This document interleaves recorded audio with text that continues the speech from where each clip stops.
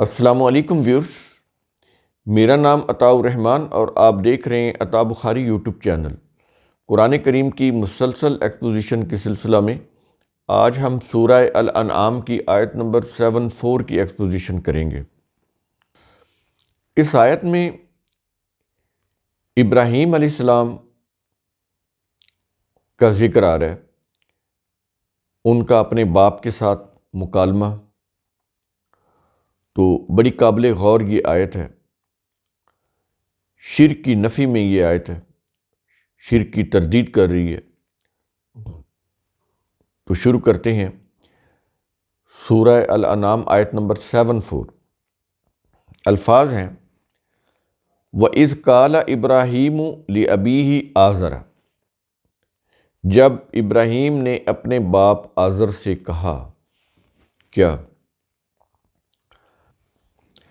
أَتَتَّخِذُ أَصْنَامًا آلِهَةً، کیا تو بتوں کو الہ ٹھہراتا ہے؟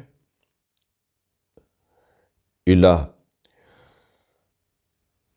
یہاں پر یہ چیز سمجھ لیں الہ کیا ہوتا ہے۔ ہم نے اپنے تراجم کے اندر الہ کا ترجمہ سپریم اتھارٹی کیا ہے، کیونکہ اس کا کوئی ایک لفظ سے ترجمہ نہیں کیا جا سکتا۔ کوئی بھی زبان ہو، اس میں کوئی اتنا جامع لفظ نہیں ہے کہ اس کا ترجمہ کر سکے۔ الہ، یوں کہہ لیں کہ اللہ کے جتنے بھی صفاتی نام ہیں، ان سب کی جو بھی صفات خصوصیات ہیں وہ اس ایک الہ میں آ جاتی ہیں۔ یہ اللہ کے جتنے بھی اختیارات ہیں وہ سب کو، یا اس کی صفات ہیں، ان سب کو اگر ایک نام اگر ہم دیں تو وہ الہ ہے۔ اسی الہ سے اللہ بنا ہے، الف لام لگا کے اللہ بنا ہے۔ تو یہ اللہ کا بھی یوں کہہ لیں کہ یہ مادہ ہے، الہ۔ تو الہ کے اندر اللہ کی تمام اتھارٹیز آ جاتی ہیں، اس کی تمام ایٹریبیوٹس آ جاتی ہیں۔ تو کہا یہ گیا ابراہیم کی طرف سے اپنے والد سے کہ کیا تو بتوں کو الہ ٹھہراتا ہے؟ اب یہ جو بتوں کو الہ ٹھہرانا ہے، یہ ایک شرک کا عمل ہے نا۔ تو ابراہیم اپنے باپ سے یہ کہہ رہے ہیں کہ یہ نہیں ہونا چاہیے، سوال کر رہے ہیں، سمجھانے کے لیے سوال کر رہے ہیں کہ کیا تو الہ ٹھہراتا ہے؟ اس کے بعد اگلے الفاظ ہیں، کیا یہ رہا ہے کہ انی اراکا وقومکا، بلا شبہ میں تجھے اور تیری قوم کو دیکھتا ہوں، بلا شبہ میں تجھے اور تیری قوم کو دیکھتا ہوں۔ کیا کہتا ہے کہ فی ضلال مبین، کھلی گمراہی میں مبتلا، میں تجھے اور تیری قوم کو دیکھتا ہوں۔ تو یہ کس وجہ سے کھلی گمراہی ہوئی؟ کہ وہ بتوں کو الہ سمجھ رہے تھے۔ یہاں چونکہ یہ ذکر آ رہا ہے اصنامن، بت، تو یہ بھی سمجھ لیں یہ بت ایکچولی کیا ہوتے تھے۔ بظاہر تو وہ پتھر کی مورتیاں ہوتی تھیں، یا کوئی دھات کے مجسمے ہوتے تھے، ان کو وہ سامنے رکھ کر پکارتے تھے۔ تو وہ تو خود بناتے تھے ان بتوں کو، تو پھر وہ کیا انہی کو پکارتے تھے جن کو وہ اپنے ہاتھوں سے بناتے تھے؟ اصل میں وہ جو بت ہوتے تھے یا مجسمے ہوتے تھے، وہ جو مورتیاں ہوتی تھیں، وہ ان کے بزرگوں کی یا اسلاف کی شبیہ ہوتی تھی جنہیں وہ اصل میں پکارتے تھے۔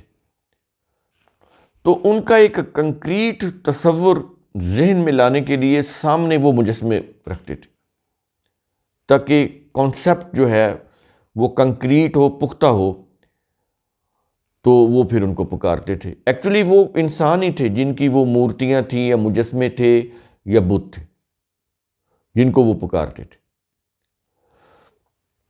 تو غیر اللہ کو، یعنی اللہ کے علاوہ انسانوں میں سے یا کوئی بھی، تو بت، مجسمے یا مورتیاں وہ کسی بھی مخلوق کی ہوں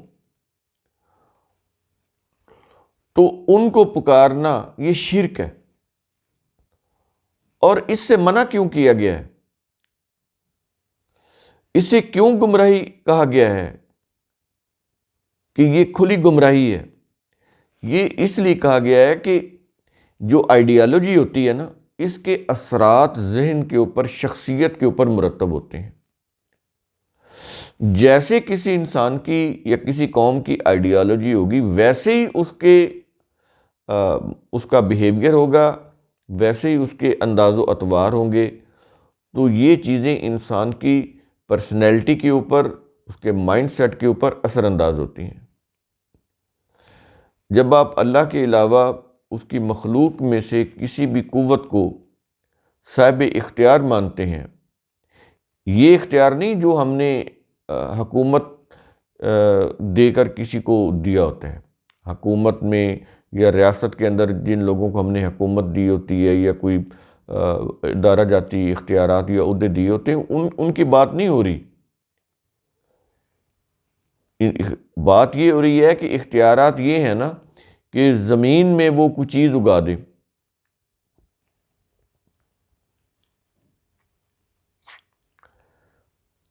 تو ان اختیارات کی بات نہیں ہو رہی، وہ جو اللہ کے اختیارات ہیں، جو قوانین اللہ نے بنائے ہیں انسانوں کے لیے۔ کائنات کے قوانین تو کائنات کے اندر رکھے ہوئے ہیں نا، لیکن انسانوں سے ریلیٹڈ قوانین کتاب اللہ کے اندر ہیں، اللہ کی کتاب۔ تو اگر کوئی قوم یا کوئی افراد اس طرح کے عقائد مسالک بنا کے اللہ کے قوانین کے مقابلے میں لے آئیں، اسے مقدس بنا لیں، ان کی روح سے اپنی زندگی کا نظام بنائیں، ان کی روح سے اپنی زندگی کا نظام چلائیں، تو یہ شرک ہو جائے گا۔ اس لیے کہ جو قوانین ہیں عالمگیر سطح کے اوپر، وہ صرف اللہ بنا سکتا ہے، انسان نہیں بنا سکتے۔ کوئی بھی قوم یا کسی بھی خطہ کے رہنے والے لوگ اپنے قوم یا اپنے لوگوں کے لیے، اپنے مفاد کے لیے قانون بنائیں گے۔ اس میں ہو سکتا ہے تھوڑا بہت کسی اور قوم کا بھی مفاد ہو، لیکن بیسک تو وہ اپنی ہی قوم کے مفاد کے لیے بنائیں گے۔ لیکن اللہ جو ہے وہ تمام انسانوں کے مفاد کے لیے قانون بناتا ہے۔ انسان یہ نہیں بنا سکتے قانون۔ اگر بنائیں گے تو اپنی قوم یا اپنے لوگوں کے لیے بنائیں گے، اپنے مفاد کے لیے۔ ساری انسانیت کے فائدے کے لیے قانون نہیں بنا سکتے انسان۔ تو جب بھی اللہ کے قوانین کے خلاف لوگ قانون بنائیں گے اور اس کو فالو کریں گے، تو اس سے معاشرے کے اندر انتشار بھی ہوگا، تباہی بھی آئے گی۔ یہ چیز سمجھ لیں۔ اسی لیے ابراہیم کے زبانی ان کے والد کو سمجھایا گیا کہ یہ جو بتوں کی پوجا ہے، یہ کھلی گمراہی ہے، تو اس کو چھوڑ دینا چاہیے۔ اس لیے کہا گیا کہ میں تجھے اور تیری قوم کو دیکھتا ہوں کہ وہ کھلی گمراہی میں۔ یہ وارننگ ہے، بیسیکلی سمجھایا گیا ہے ان کو۔ تو قرآن کریم کا اصول ثم تتفکروا، اس کی روح سے آپ خود بھی سوچا کریں، سمجھا کریں، غور و فکر کیا کریں۔ شکریہ۔